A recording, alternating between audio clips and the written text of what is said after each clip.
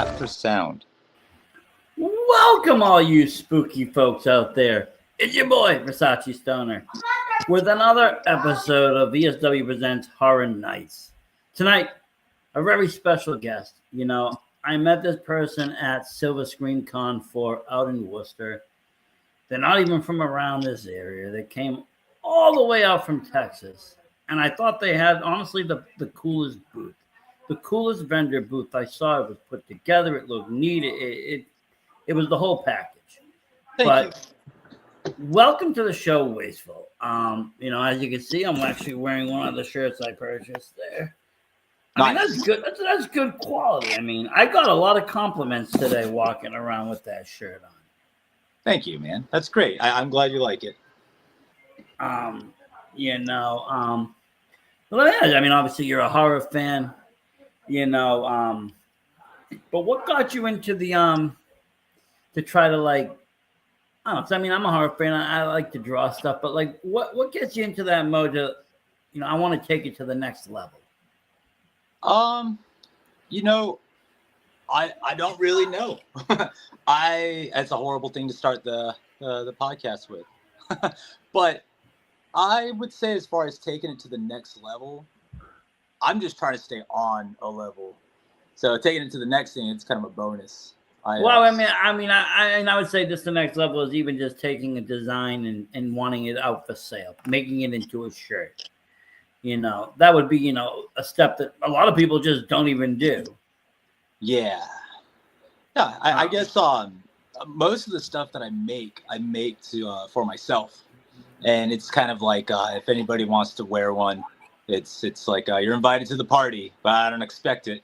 So usually that's kind of how it goes. It's just it's something I think it's something I want to wear. So it's not. So you're not really necessarily commercialized. You're not going out there looking at trends and what the market is, and what movies trending and kind of rip off everything. You're putting stuff out that you think is cool and means something to you. And hey, if you vibe with it, think that's awesome. We vibe with it. Yeah, I've tried to do that before. Like this movie's coming out. I've told myself I'm gonna wait until something big comes out, like a Marvel movie or something, and I'll probably do like a mashup of that. But I don't really know anything about Marvel, so I'm not gonna pretend to just go along with it just because it's big. And also too, I'm always pretty late on stuff, so I could never release something just in time for something to come out. For the release, yeah. I'm just a late kind of person. Well, there's nothing wrong with that. It's better late than never, right? Yeah. And honestly, I mean, I think there's a little bit something to be said about that of not playing for the masses and not, doing stuff for the commercial value, just knowing that it will sell. You're actually making art that means something. Yeah, I've tried that before. I've tried to people please when it comes to releasing designs, and it's I've done things where nobody liked it. And it's like, I did this for you, not for me. But it works out better when it's just something I feel like wearing. Like if I, for example, I was watching Hey Arnold a few years ago, and I was like, Hey Arnold design would be pretty cool. Like that's something I think about for myself, not thinking, oh, this person's gonna love it. So I just kind of do things for myself, and if other people like it, that's a bonus. I never expect it again, but following the trends and other brands and what they're doing, I try to do what they're not doing. So it just turns into a messy thing of, oh, you're copying this person, and it's too similar to this brand, and it's like, I don't care, dude. I'm not trying to fit in or stand out. I just I totally get that though, because like even myself, believe it or not, I don't listen to any other podcast, whether it's wrestling or horror. I know there's a lot of great ones out there. I got other friends that even do it, but I don't listen to it just so when I run my show, I know it's 100% my own content. I haven't been influenced by anything else. Yeah, no, again, that's good, because I used to make music. And sometimes I would listen to riffs of other bands, and it gets stuck in your head where you accidentally like replicate the sound, and then next thing you know, it's like, that's the riff from this and this band. So that makes a lot of sense. It's just to kind of stay in your own lane, take it to the next level in your own levels, so that way it's not comparable to other people's podcasts or product or whatever it is. Yeah, I mean, a lot of it I do for myself. I mean, I go after guests that I find are interesting, or that people that I want to talk to or get to know better, or that have cool things to sell. Because I'm a mark for buying stuff. Whether it be shirts, books, And at these conventions, it's a great place. There's a nice blend of vendors that sell all sorts of cool items, a lot of handmade stuff. Oh yeah, no, it's great, real custom. I love it. And that's the thing. That's what's cool about it. Even like I said, I'll show them again. Something like this. It's a very custom piece. You're not going to see this design sold anywhere else. Yeah. What was even the thought process behind this one? Just out of curiosity, because it's like, yeah, I love Lucy. I mean, I love the show itself. So I like to blend things that I like together that will kind of make the brand go hand in hand with whatever it is. For example, desserts, ice cream, violence. It all kind of makes like a nice little treat. So when you match it all together, you've got something unique. So it's very striking. Yeah. So with that one, I just the real mess on her face is chocolate. It's from a Chocolate Factory episode. It's one of the iconic episodes where her and her friend work at the chocolate factory. And anyways, for that picture, I just thought it'd be cool to edit it to cherry sauce. So that way it's a nice and neat treat. No, and it looks good. Like I said again, I'll show it because in anything red, anyways, it just, whether it's cherry sauce, blood, or anything, it always is. It pops. It makes something pop. Yeah. It brings in a level of it's a little grotesque, but I want to see it. I want to look at it. Still the same. Yeah, and also too, they're smiling, and I like to try to keep everything smiling. Well, yeah, I mean. And to be all fair, there's nothing more than a creepy horror scene, killer, anything, and people are just happy. Yeah. It's like, like normally you see somebody angry or mad or like, but when they're happy, that's when it's like, whoa, that's a little bit of a different vibe. Yeah, you do get a little. You get your usual. It's always an angry monster or an angry person. Why not? Have a nice little chuckle about it, but not too much. Well, yeah. Now, do you watch a lot of horror films yourself? Kind of. Sometimes I like horror movies. They're not my favorite. I like gangster movies, like Casino and Reservoir Dogs and Bronx Tale. But I like horror movies too. I don't know a whole lot like everybody knows. Like, I don't know who made the mask for whatever or what year this and this. I just know I enjoy it. So I love like the Nightmare on Elm Street series. It's amazing. And a lot of other horror movies, but I do like horror movies, yeah. Nice. But not as much as people think I do, but that's okay too. Well, I was just curious because I felt like I met you at a horror convention, so I was just wondering on that. But just like I said, you meet all sorts of people at these conventions. I've seen people selling, insurance. I've seen people selling glass windows. I've seen all sorts of stuff. So you always got to ask, do you enjoy horror?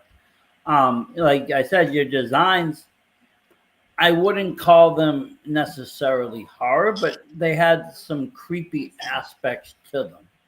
Yeah, so that's what I try to keep it as. And good night. Good night, buddy. Good night. Good night.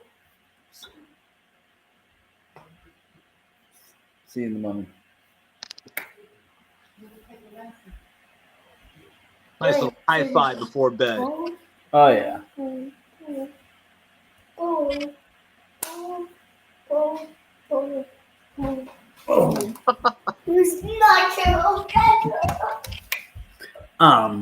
But yeah, they had a little bit of a creepy aspect to them. And, I like that. It's just enough. Sometimes I have my fair share of horror shirts. I have, I usually buy horror shirts of movies that I really enjoy, which is down to like Texas Chainsaw and Cannibal Holocaust. I like gory films. I like Yeah. exploitation films. I think what people done with the exploitation films and where they can bring a camera to is very interesting. You know, regardless of how, depraved it gets, I still find that there's a cinematic value in just seeing how far people are willing to take the lens. But Oh yeah. but I- outside it- of it's not that I don't like horror, by the way. Let me make that clear. Because I mean, obviously, it was at a horror convention, so I mean, I love it. It's great. I just I feel like these days when you say you love it, like people are gonna challenge you, and it's like, oh yeah, I don't yeah, know. yeah. Like No, that's it. and I'll be honest, I thought I loved horror until this year, until I went to my first convention. I had never been to a con in my life, 40 something years, and never been to a convention. I had a friend say, "Hey, you should check out these horror conventions." And What'd you think? How was your experience? I was amazed. I'm coming from the indie wrestling world. I've been doing that for 5, 6 years. Doing a lot of shows and interviews and podcasts and all this, but it was just a totally different vibe. Everybody was just happy and friendly and just had Yeah, passion for horror. everyone's so kind. Everybody was so kind there. It was great. Yes, and that one too. That was my first one time going there, and I went hard this September. I went to Terracon, I went to Silver Scream, I went to Connecticut Horror. I Wow. went to a bunch, but all across the vibe was the same. Everybody was just happy to be there, happy to interact with each other and meet new fans, meet new It's like a friends. place where all these freaks can get together and be freaks with each other. Oh, well, not like, oh, that sounds off, but you get what I'm saying. Well, no, I Everybody do. gets to hang out and share that bond. It does, and it doesn't matter if just a little bit of horror. If your favorite movie is just Nightmare on Elm Street, or if you're a fan of every movie that's out there, it's like Yeah. you're there to be there. There's people that just were fans of Terrifier, and then there's people that were there for Heather Langenkamp. That had an excellent cast that night there. That was a thick lineup for sure. It was a fun one too. I got a couple of the photo ops within character people, and with the sets. Yeah. And it was just really cool because growing up watching these movies, watching Hellraiser, right, watching Reanimator on TV, and then sitting with the actors, it's surreal at times. It really is. Yeah, I've never seen Reanimator. It's worth the watch. Yeah, I bet it looks cool. I've just never I've never seen it. So I felt like when I saw the lineup. I haven't seen Scream since I was a kid, and I didn't keep up with the franchise. Yeah, me neither. I like at the time too. When I was a kid, what was cool to me was like The Faculty, and that was a great movie though. Yeah. Because, at the time that cast was hot, everybody wanted them. Oh, and yeah. I thought that show was that movie was so much different. It was like a sci-fi horror, but it was edgy. You had people selling speed. It was totally weirded out different. If you think about it. So it amazed me because it's like a monster. And I think when I was younger, till even when I got older, I was like, well, a human killing someone, it's like, yeah, okay, sure. But like, I think I was more attracted to like monsters and aliens. And I was like, oh, that's never going to happen. How crazy. So now I can appreciate movies like Scream, and I can start over and watch them, and it'll be brand new to me. It is. I go back and forth. Sometimes I'm in the mood for a creature feature. Sometimes I'm in the mood for like a pseudo real film. But it is. It's fun to kind of rewatch a lot of the stuff now as an adult as we did as a kid, because you even A, don't like it as much, or B, you end up loving stuff, or you get it more, or it makes more sense because a lot of the stuff was over our heads anyways. Yeah. But me too. I'm a fan of gangster movies. I actually did my. Speaking of that, I ain't talking years ago, but I actually did my senior thesis on gangster movies and got away with it. With Goodfellas and Godfather and a couple of other stuff. Did you watch The Irishman? I have, yes. That was good as well. I did. So good. It was so good. I did. I love those two together. One of my favorite ones is actually, it's called Underboss. I can't find it anywhere but YouTube, but It's kind of like the HBO movie of Gotti, but it's from Sammy Gravano's point of view, and it goes through his story, and it's really well put together. It's got a decent cast, couple Sopranos actors, a couple of the usual suspects, I would say, in mafia movies that you see their faces around, but definitely worth the watch if you can watch it. It's free on YouTube. It's called The Yeah, I'll check it Underboss. out. I watch a lot of that, and I actually watch a lot of the true crime documentaries on organized crime. I find those very fascinating because at one point, I mean, Very neat. and it wasn't even at one point; it was still in my lifetime. A lot of things were still controlled by organized crime. I mean, I come from Boston, where we had people coming in from Rhode Island that were getting orders from people in New York that still had mafia ties. Oh, I know, dude. Yeah, you're good. The accent. I've heard it from I've never been to Massachusetts before. That was my first time. So going to the East Coast, hearing accents on the way, even from Alabama, I was hearing accents from different people at gas stations, and then just going to go get food. People have accents. I'm like, oh God, I forgot. I'm close to Boston or New Jersey or New York, and I was like, it started to change. I'm so used to Texas accents and California. I guess we don't. California doesn't have an accent, but we talk supposedly like surfers. So is that where you are now? I'm in Texas now. You're in Texas now. You're from Cali though, originally. From Cali, yeah. Yeah. So I was gonna say you don't really have a heavy Texas accent. You're like in between. Yeah. No, you got some of that Cali. But no, it's weird that we don't even think about these things until you start meeting people out of, I guess, the area, and then you start being like, well, wait a minute, they're pronouncing things totally different. Oh yeah. There's a lot of words. They say "fixin" out here, like they're fixing. We're fixing for a barbecue tonight or something. Yeah. And I still haven't earned that yet. So no, you haven't got that far. Yeah.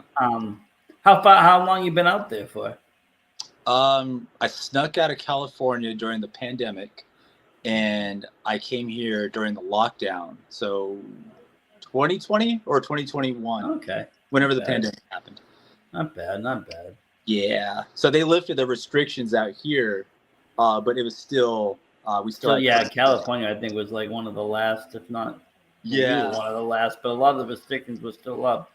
But it seems to be like night and day a lot. Well, at least on the cannabis issue, it's night and day. Texas will throw you in jail, and California you can get free weed. But besides that, I mean, well, that and Pornhub, everything else is pretty much the same, right?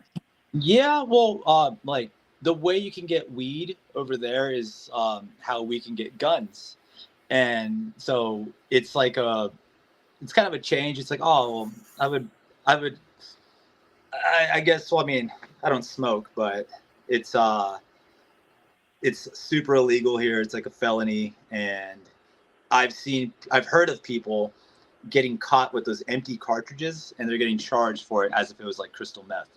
Oh yeah, I mean, I haven't been to Texas since I was a little kid. My cousin used to live in Corpus Christi, but I plan on going there next year for because you guys got some wild horror conventions out there. Yeah, they got some stuff going on. There's the Houston Horror Film Festival. I'm gonna try to get on it for next year. I think we'll see what happens. But I already have put it in my head, and I'm like, look, I already know that I'm not going to be smoking for X amount of days. It's just not going to happen.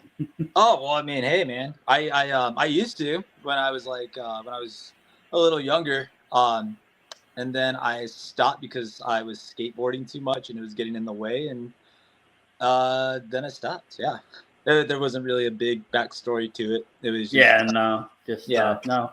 For me, it's actually, I didn't start smoking until later in life. Just it helped with a lot of my ailments that I was having. So I was like, cool. So, we're medical too, so everything's medically. I just go through my medical helps the pain, dude. Yeah. It helps the pain. It helps with anxiety. It helps with depression. It helps get me out of funk. It helps me get into creative mindsets. It works when it has to. It does. I'm totally not against it. It's weird to be against something that's good for people in some areas. Some people I know where I'm just like, dude, they're so much more leveled out because they smoke weed. It's like because they have depression or they just have a hard time sleeping or dealing with back pain. And but yeah, as far as that, I don't see anything really wrong with it at all. No, no. And for me, I mean, a lot of it goes hand in hand with some of the creativity. Not to say that I've always been a creative person myself. You know, I do art, I do film. I went to school for web design, graphic design, all of that, and that was all before this moment. But sometimes, you know, it will enhance it. Other times, it'll just, you know, like I said, level me out. I'll be too nerved up to actually focus on it, but then that will kind of level me out, and I'll go in and focus. Yeah, But I've tried it. I've tried it to draw. Like I wanted to see if I was one of those artists where you see them paint this amazing thing and they're just like high out of their mind. I fell asleep. I couldn't do it. I was like, I'm not one of those. No, to be honest with you, you need to be able to be functioning. To actually, I would be honest, to be actually functioning, to draw a photo or to be able to do something coherently, you have to build like almost a tolerance to it, so you're not blasted out of your mind. Yeah, see, like right now, I'm smoking, but I'm not like super high. I'm like chill, I'm calm. But if this was my first or second time smoking, I wouldn't be able to even conduct this interview. Yeah, I'd be laughing, I'd be all weirded out, I'd be tweaking, I'd be freaking paranoid. Like it's different when you have to build that kind of tolerance to be able to be functional. It's weird. So you don't end up to train for that. Yeah, because I didn't smoke in high school. I was just super just sober, straight edge. Me too. Yeah, and then while my friends were getting used to it, by the time we were adults, they had a tolerance. And then when I tried it as an adult, I was like, whoa, I can't hang. So I just realized it wasn't for me, especially with edibles. Oh my God. Oh, those first months were a little rough. I wouldn't say rough, but just finding which strains or which stuff would work and which ones were making things worse, and then realizing edibles altogether don't work for me. Just stay away because I have no idea on how to dose that stuff. But I end up always just doing too much and just yeah. For pain, of course. Well, it is, but I just never know because it all depends on so many factors, whether you've eaten, haven't eaten, what you've eaten, what's in your stomach, what your digestion rate is. It's just like I can't even think about that. I just need something simple. Yeah. But again, like I just know that there's certain parts still in the world that you can't obviously medicate like that, Texas being one of them. So it's like I always just keep that in my head if I have to travel. Florida's similar. It's not as criminalized, but you can't walk into a place either. It's gotten better over the years, but yeah, I know people in Texas that are still could get locked. You know, you get locked up for life for fucking around and finding out, unfortunately. Well, it's like its own country here, dude. It's pretty which is great. I love Texas. It's awesome. And it's so different. And it's like when I first I was visiting, I think I was on tour in 2018, and I went to the mall, and there's people outside with petitions to make it its own country. And I don't know how far it got, but I just know that I was like, wow, it's that different here, huh? It's that different and it's big enough. That's true. Plus, you got Texas Chainsaw Massacre. I mean, what could go wrong? You got one of the best franchises in horror history out there. The best, dude. I love the remake with Jessica Biel. Was that the 03 one or the newer one? 03. Yeah. I don't think I saw the newer one. It was just like the right amount of just like brutal. It was like it wasn't overdone. It wasn't like trying to be funny. And it was just like I actually, to be honest, I think that one was actually more bleak and brutal than the first one, because the first one had, you had scenes, but you didn't have a girl blow her head out in the back of a car scene. Yeah, and especially for that time, it was way ahead of its time. Yeah, and it did it so well. And it was just really good casting. You had a really good, you had what's his name playing the cop who just did it 100% authentically creepy. The best. Yeah. And honestly, even like I actually met Wagner at one of the cons this year. You know, I got a photo with him as dressed up as the 203 Leatherface. But I like that rendition of Leatherface too. It looked pretty cool. It was a little bit more gruesome. It was a little bit more darker, but it Yeah. also had a cleaner look to it. Yeah. I With guess this, it circles back into me not being into the whole horror stuff, like the snobby stuff, to now I am a horror snob because I love the way everything was shot in that movie, like the colors, the filters. Do you remember the scene where um the dude's hanging above the piano and he kind of looks like Christ? yep. And just the colors of that whole scene was just so pretty. Oh, it is. It's a beautiful shot film. I actually just picked up the new 4K version. I'm like a huge collector of physical media, and when with these Yeah. things, they keep putting out new releases. But to get some of the 4K ones, you get the special bonuses, and you get to see all the behind the scenes. But seeing it crystal clear like that, I too have become accustomed to now just watching the film for its plot. I'm looking at color grades. I'm like, wow, that's Oh they yeah. did a really good, making that a nice timepiece of the '80s. They've done a good job, with keeping everything looking real and so forth. I I mean, I've gotten and dabbled into some independent film. I've shot a few short films. I'm going to be shooting a few more and hopefully a feature next year with a friend. And so I start to look at these things because, I mean, you end up studying things a little bit different. Not that and it's not even for ideas. I know I mentioned earlier, like I don't watch or listen to podcasts. I don't want to be influenced. With the horror or with film, I find it to be different. I find you almost need to watch so you can kind of see what A has been done Yeah. and B what tropes are used over again that are okay to use again and which ones you should just avoid altogether, because there is certain things in horror movies across multiple franchises that are similar that you can use and you can kind of blend in there, and there's other stuff like I said you stay away, or it's a one and done for that, and you don't want to get caught copying being even near it. Oh yeah. um I think but that's no. great though. That's cool. Yeah, I'm sure you learn a whole lot. Um, like even just the smallest thing when like the camera is like on the floor and you get like a shot of the feet running, like that small little thing makes a big difference. Yeah, and just realizing it could probably take an hour to get that right too. Yeah. Because Yeah.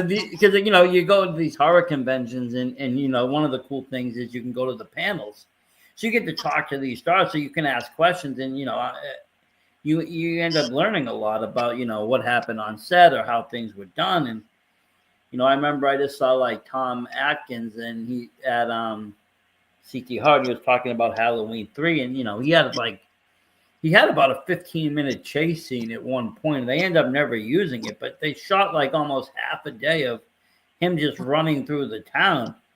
He just said he kept having to run. He had pneumonia, and like he had to keep running and running and running and running. And then they ended up like only using like about like 30 seconds of the footage, but it took like half a day to shoot. Yeah. But it's cool to learn those kinds of things and just hear them again. It's like, even like I said, whatever level of horror is, if you watched a film and you go into one of these cons and you see the people that were in it or the producers, directors, or whatever, it's cool to learn the behind the scenes stuff. Yeah. Oh no, I bet, man. It's just there's I think the older I got, the more I appreciate behind the scenes stuff, how it's made. It's like, oh, that's kind of neat because you've just seen something so many times. And then now it's like, oh, that wasn't real. Like that was a CGI thing, or regardless, or like there was this dude I followed on Instagram, and he had like props. He just shows you like just kind of how props work, how like broken glass is sugar, and I like those kind of things, like that show how it's made. I could watch that forever. Well, yeah, because at the end of the day, I think there's some value in learning. Okay, so you watch like a Hollywood film with a big, budget, and you see these kinds of things. And I'm talking, non-CGI. I'm talking, old school effects. Right. And then you think to yourself, well, how can I replicate this with my budget. And it almost becomes a challenge to do these things on the cheapest possible way. And then if you do, you almost win a prize. It's like, people Yeah. try to figure out how can we save money every which way in a movie. It's weird, but it's the one place where it's kind of okay to be really super cheap.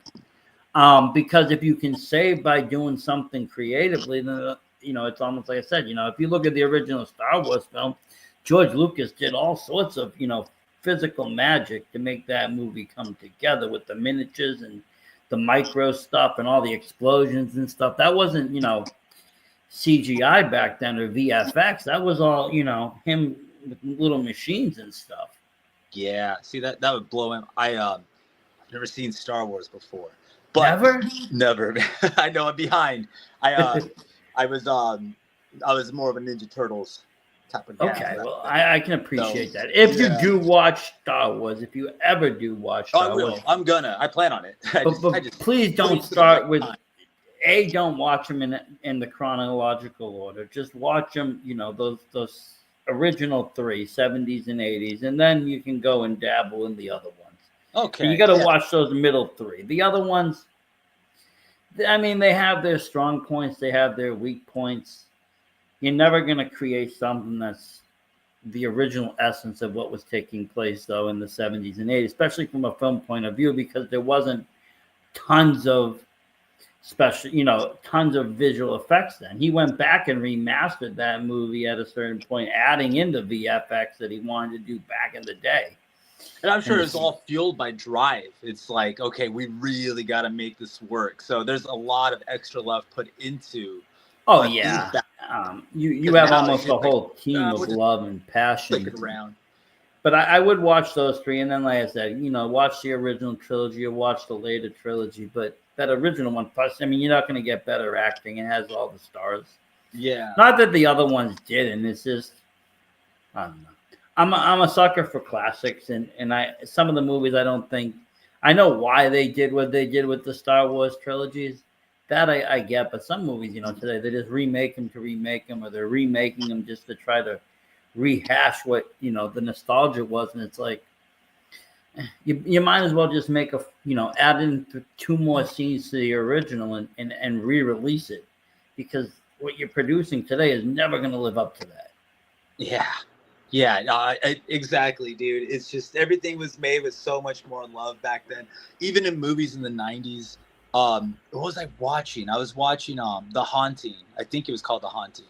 And just like the sets, they don't have sets like that now. They just put a green screen back there. And it's like, well, we'll make it look like a haunted house.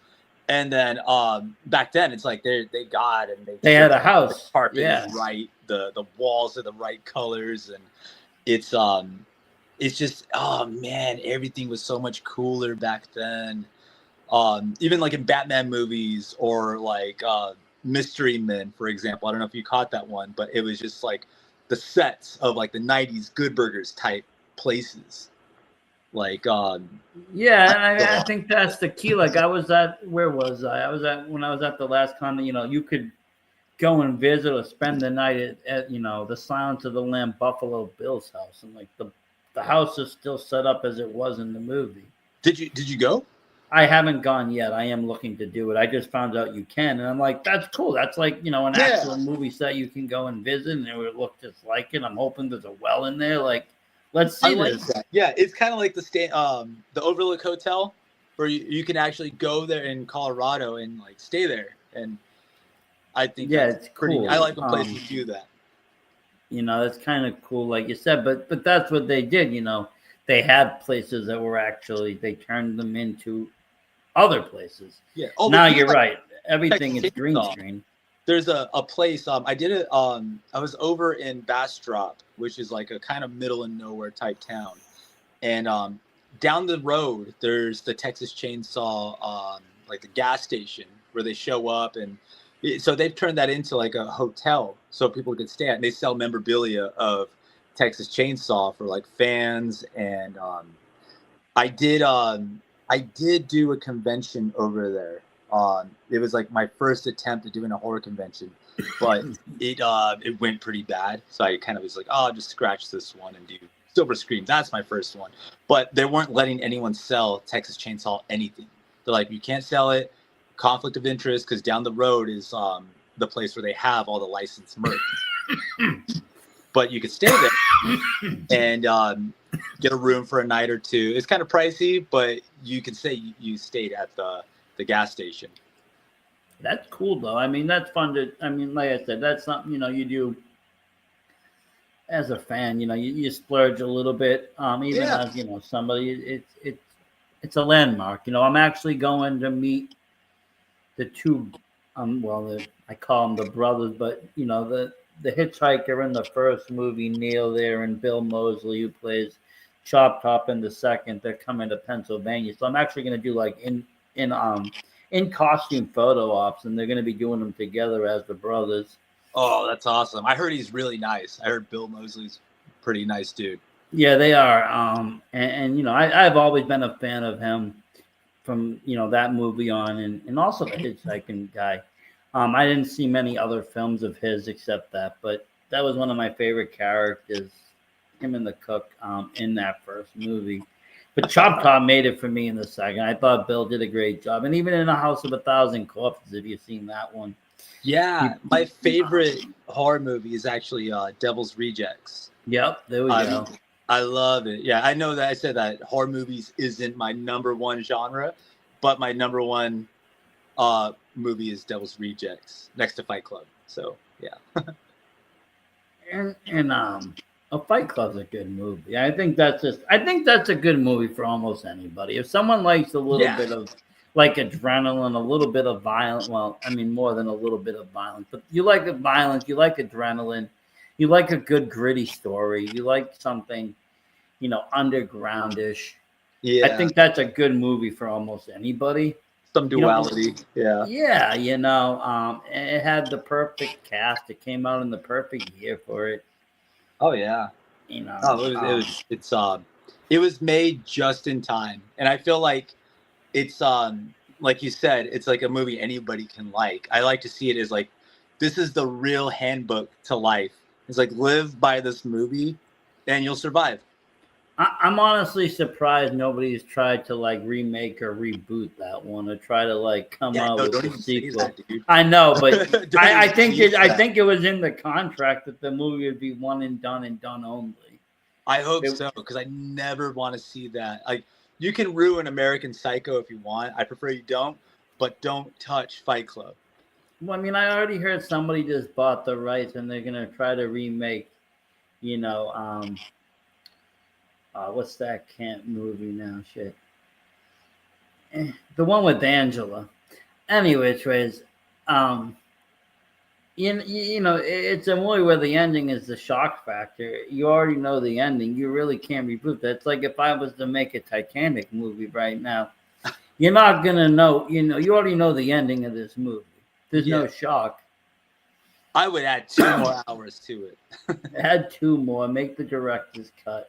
Show the actual time it took to sink. Yeah. No speeding it up.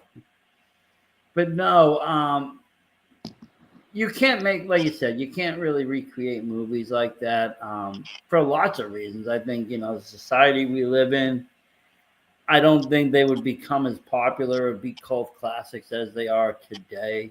See, I used to think that, and then they remade Selena from the movie to a series, and they butchered it. And I was just like, why would you guys do this? But the movie was is gold. It is. Well, yeah. I mean, anything they're making today is almost butchering what they did because you can't capture the tone. Unless you bring in the same actor, but it's not even the same actor. You have to work under the same standards. If you filmed a movie in 1980 and you try to bring it to today, you have to stay with the 1980 humor. As upsetting as it might be to society, as off as it is, as anti, whatever it is, that's what was the reality of the 80s. So you have to bring it to that, and that's what doesn't work. You take these 80s characters, you bring them into the new age of 2024, and their morals have changed completely, and all of a sudden you have a totally different product here.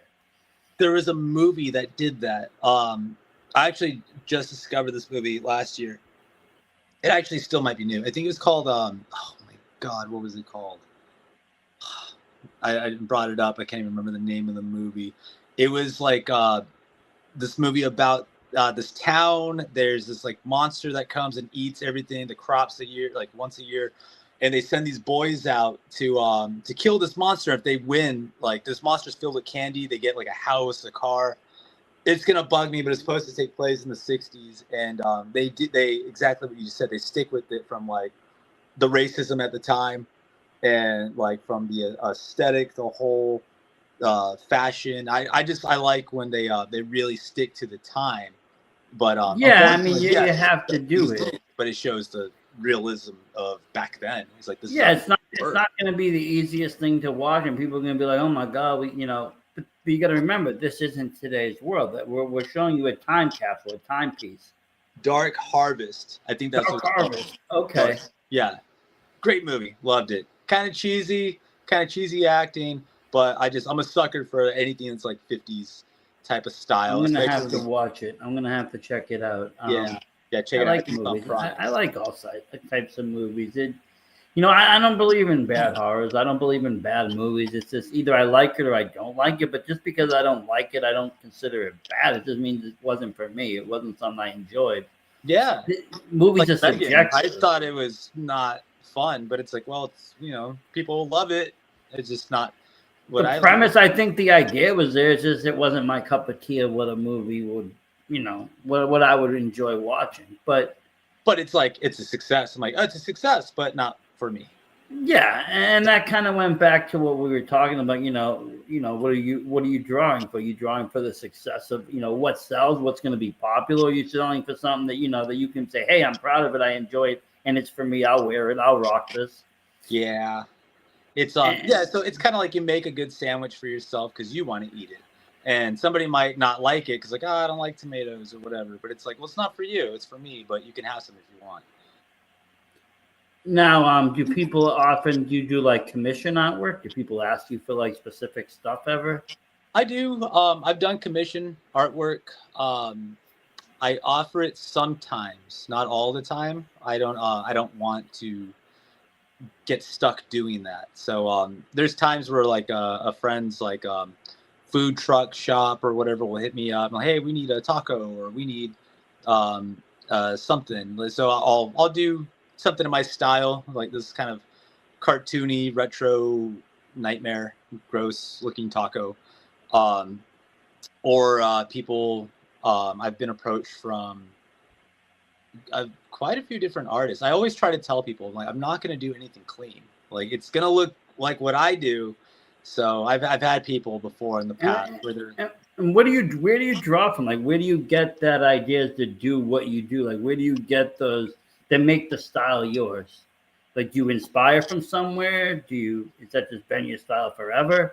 I wouldn't say it was my style for it. I guess it was a style I've stuck to forever because I never stepped foot in an art class. I'm a high school dropout. I didn't go to college. I didn't spend all this time on YouTube learning how to draw. So I used to just use Sharpies and printer paper that I would just take from work and just draw while I was just at work at my register. And then eventually I went digital. So drawing kind of like scratchy, gross styles, it's always been my thing. It just looks cleaner now because I do it on a tablet where I can clean it up and make it look good. But if you look at my old drawings, you can't erase a lot of these Sharpies. So it's just gross, or I guess you would say unfinished. So what used to be my rough drafts are now my final drafts, because I would do finalized drafts and people didn't like it as much, and I didn't think I liked it as much with it cleaned up. So now it's like, oh, I guess this is my style, is just rough drafts. So I think a lot of designs I've done are all unfinished, and they could be finished and cleaner if they haven't already been cleaned up. But as far as inspiration, I liked. I grew up watching things like All Real Monsters and Invader Zim, and reading the Johnny the Homicidal Maniac comic books. So I've been told a lot, like, oh, this is a rip off of Invader Zim or Johnny the Homicidal Maniac, and I'm just like, well, I grew up reading it, so I'm inspired. I liked it. Um, oh well. There's nothing wrong with Invader Zim. Invader Zim is a very underrated show. Yeah. Oh, totally. And I'm glad it Um, was, because that's what makes it not for everybody.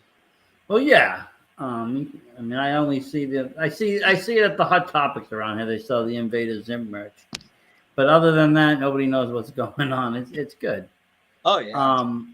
But Love it. I remember, getting a hold of whatever series and just like binging it, as an adult, going through them all, ripping through them again.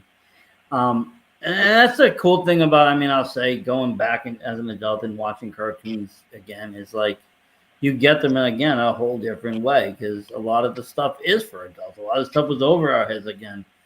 Even in the Disney cartoons, I watch a lot of them with my kid. A lot of the jokes that I see now are just like, whoa, I don't remember that one in there. Oh, I don't Yeah. remember that one. Yeah, there's a lot of hidden windows and a lot of things now that we're adults and we see it. We're like, well, I don't know how well this aged, or if it was supposed to be like that because of back in the day.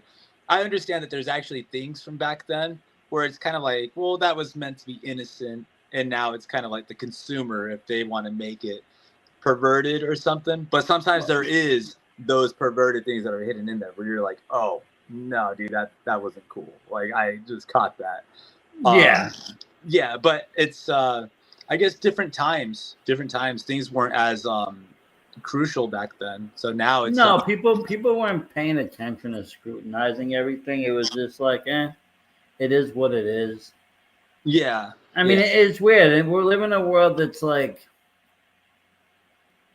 in one hand, we're very open about everything, sexuality, everything is just whatever it wants to be. But in another sense, we're very modest of what it is compared to how things used to be. Yeah. It's a weird balancing act of everything. Yeah. But It's now it's gotta watch what you say, gotta watch what you do, you gotta well, do that's what I'm saying. And when I was talking about the movies, trying to remake some of these, it's like, okay, you watch what you say, you watch what you do. All of a sudden, you lost, a quarter or a half of the essence of this movie that you're trying to remake. And you just have a new age character or something that's new to this world. But it's like, oh god, like that new Snow White movie.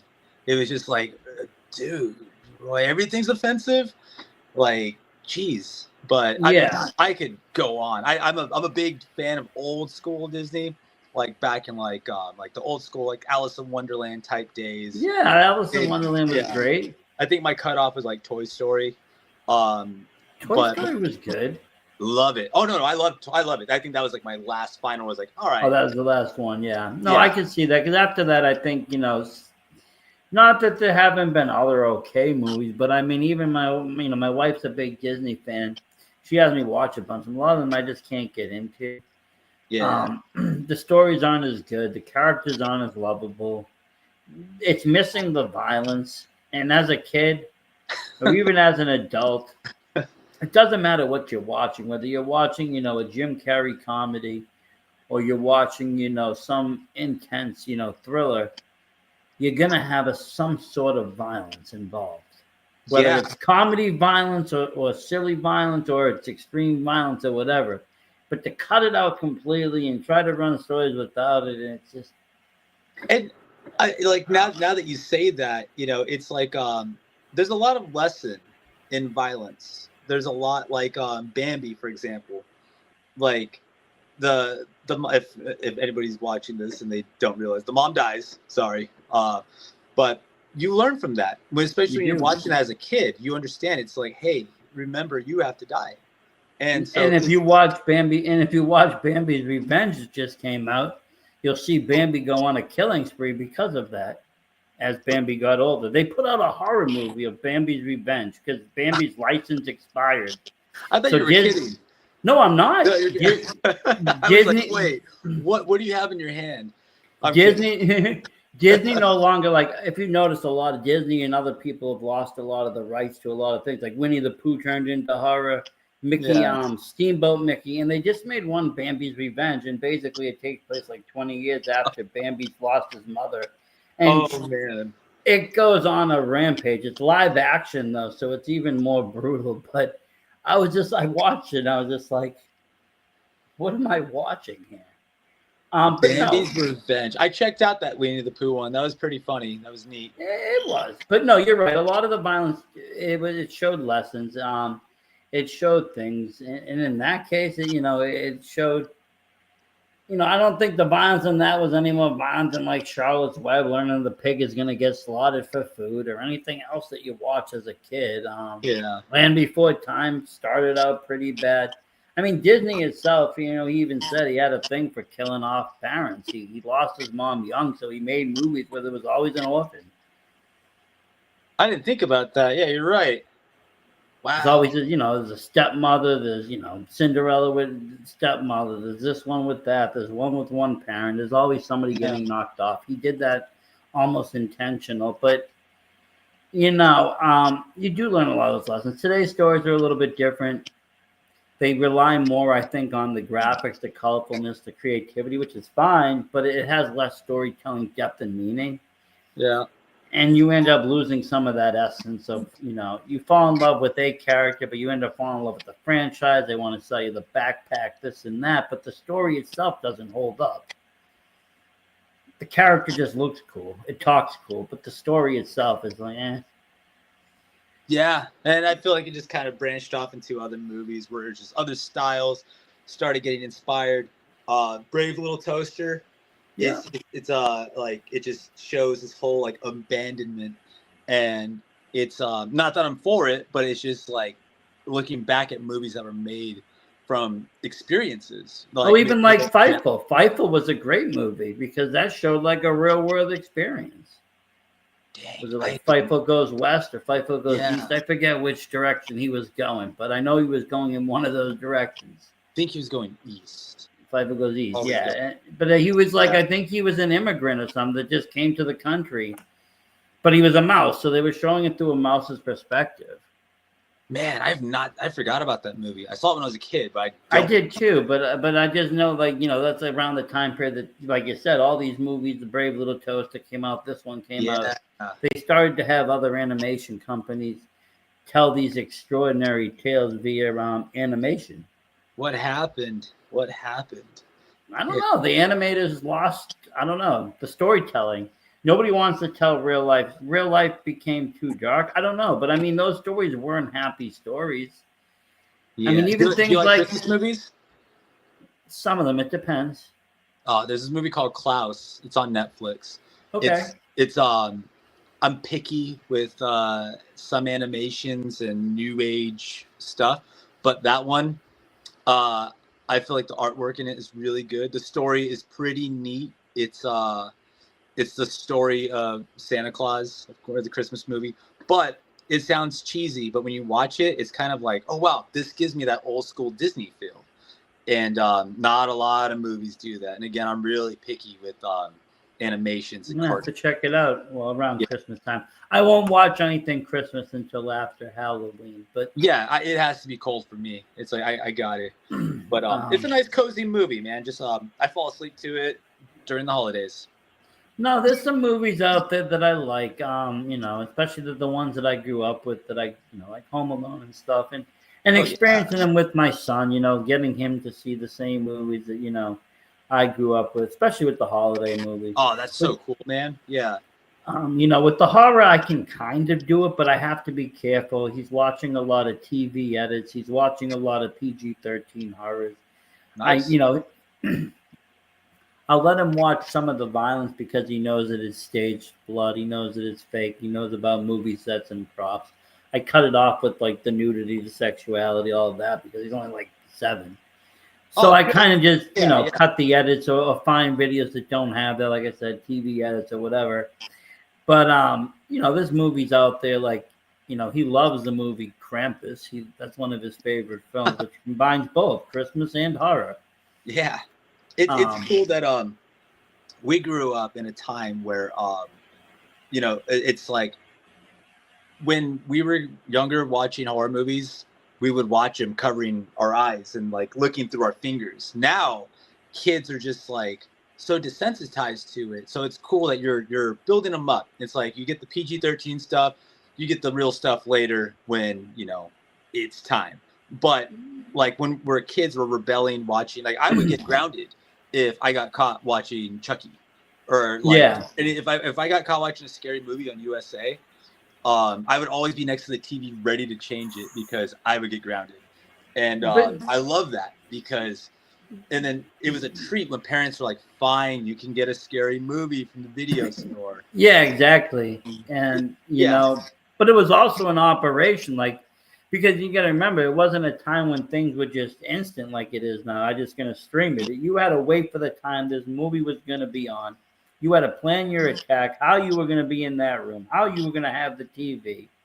Yeah. And then, yes, you would have that, you would have that last button on ready, whatever it was going to be, going back to the Disney Channel or Nickelodeon, whatever. You just click that button as soon as anybody enters the room, and you're watching a cartoon, and it's like, okay. And then you click last again, and it's going back there.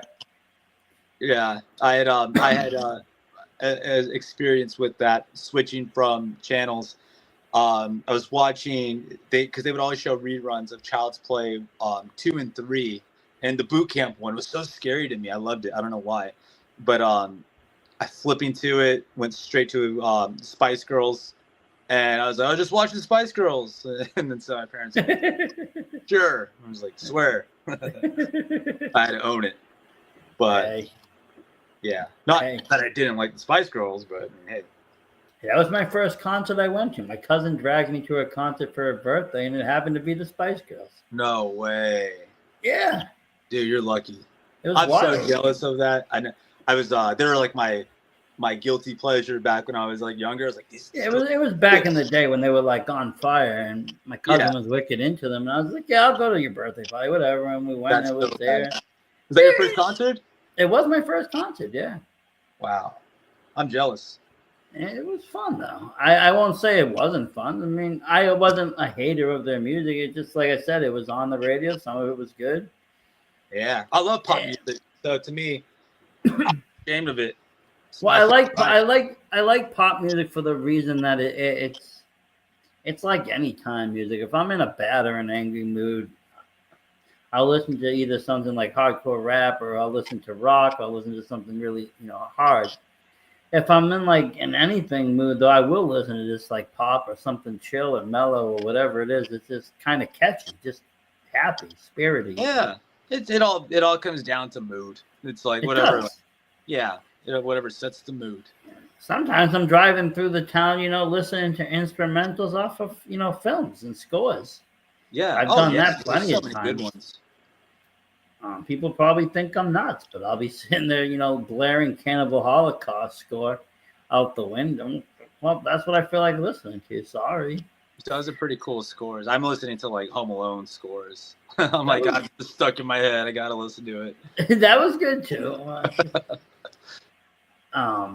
But no, movie scores is another whole thing, because it can change the whole direction of what a movie looks like.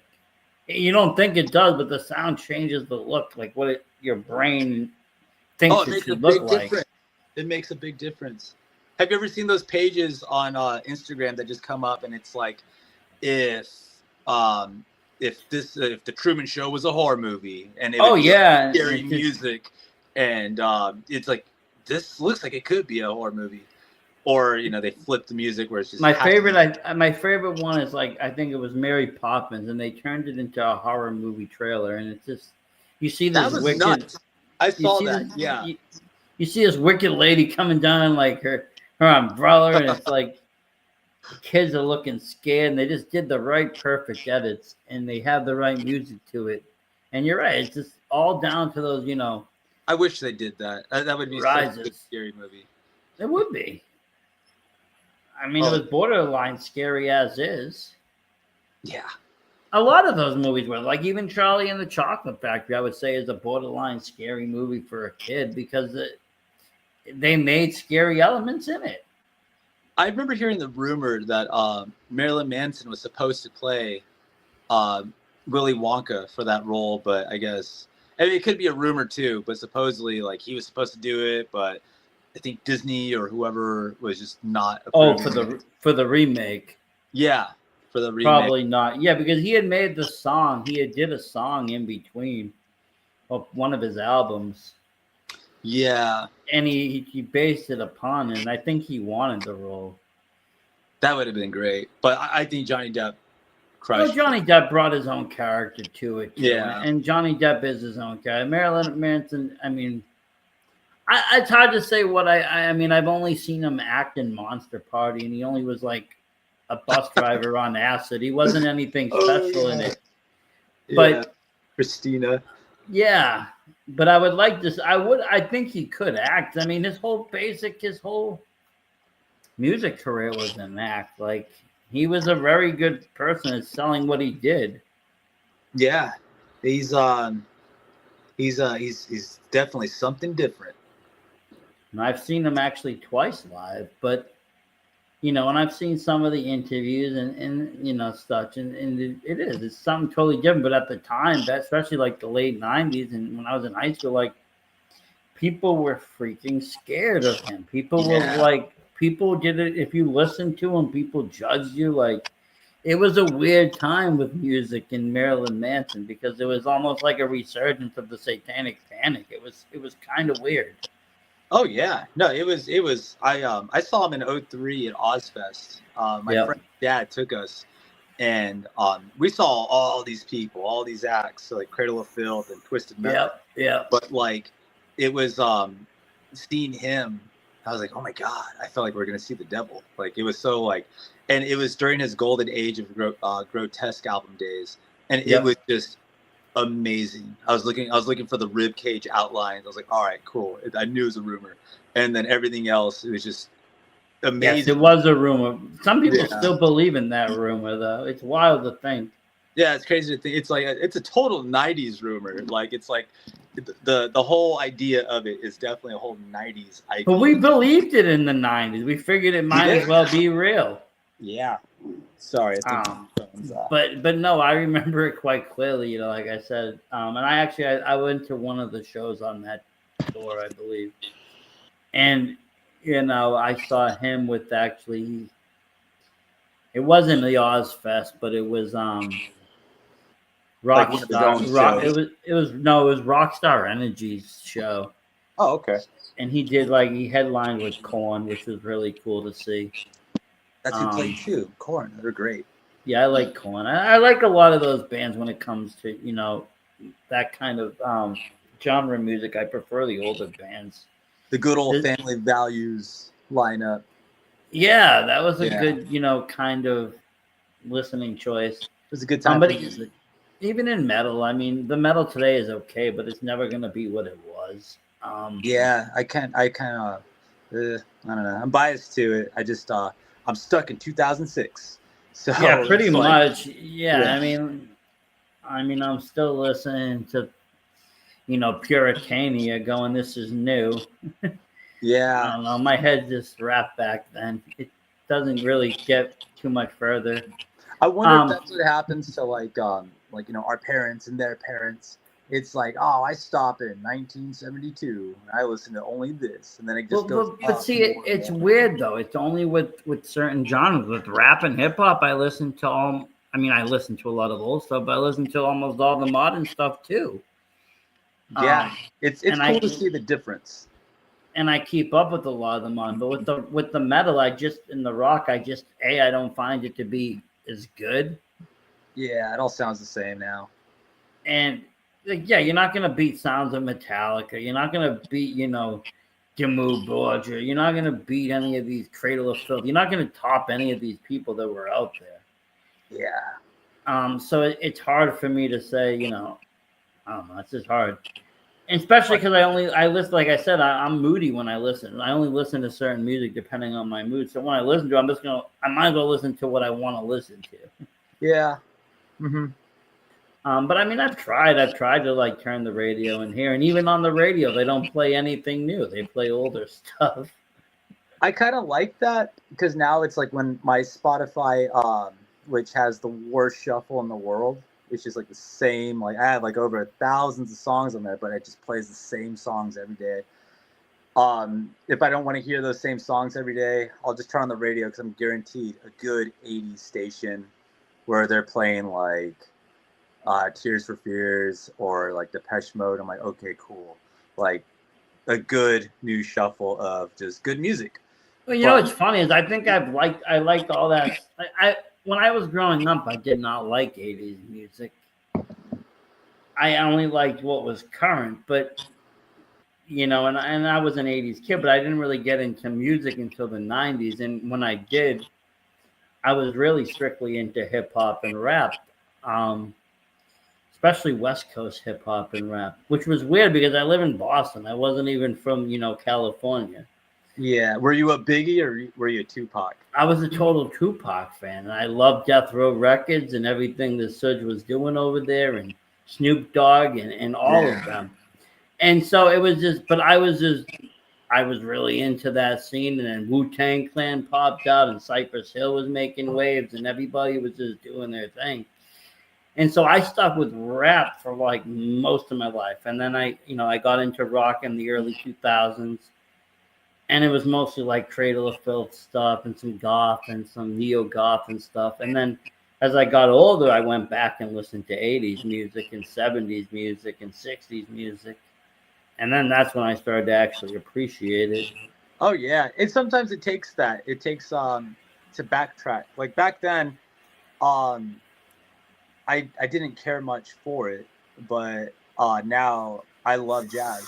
But I started off with like a little bit of jazz, Louis Armstrong when I was a kid, and then now it's all I listen to is like Louis Armstrong and like Billie Holiday, and then just like a blend of random, Well, some especially if you said you were into music, especially if you're into music, I feel like a lot of music is inspired from jazz. A lot of tunes are inspired from Oh jazz. yeah, Actually, a no, lot of the riffs we hear, the loops and stuff come from older jazz. oh yeah, no, definitely the Um, beats and everything. Like I feel like it's the soil of music. Like it's everything stems from jazz. no, it does. Well, I've heard that from a lot of people. Just little tweaks here and there, and then adding in lyrics here and there changes the genres of the music that you're listening to. Yeah, I love it. I love it. But we are just about out of time. Let me ask you, where can you sell? Now, you had stuff at the vendor spot. Do you sell stuff online too? I do. Yeah, I have a website. It's under wastefulflavors.com. So there's Instagram for it. There's a Facebook for it. I ship worldwide. I do everything myself from designing, printing, the shipping. I handle all the orders. I I'm a one man band. I think some people think there's a factory behind me with employees and such, but it's just me. So That's because we're Amazon spoiled. We want things in 2 days, and we want free shipping. yeah, and I'm the same way. I hate waiting, but I I tell people I love waiting when I'm running late. So it's not so bad, but no, really, it sucks. I try to get everything out as fast as I can. I make everything myself, and it's all limited. So sometimes I like to make a fresh batch of shirts and make sure it's a good quality shirt made with love and not just it's been sitting there for a while. So depending if it's in stock or not, I usually make it the day of, or I have my own schedule where I have my own hours and such. This is Yeah. my Yeah, so this is all my little project that I like to make sure I get to be hands on with. That's great, though. It's very unique items. Like I said, I'm loving this shirt. Like I said already today, tons of compliments. It's this brand I can stand behind. It's fun. Everything looked fun. If I had my money and my wife wasn't with me to guard my money, I would have probably spent a lot more money that day on shirts. I always buy a lot of shirts. and different stuff. But I had to be kind of good. And Yeah. there was, Well, that's a like I giant said, there was commitment. a lot of guests. There was a lot of guests there. On the like I said, on the movie side, and there's a lot of people I wanted to run through.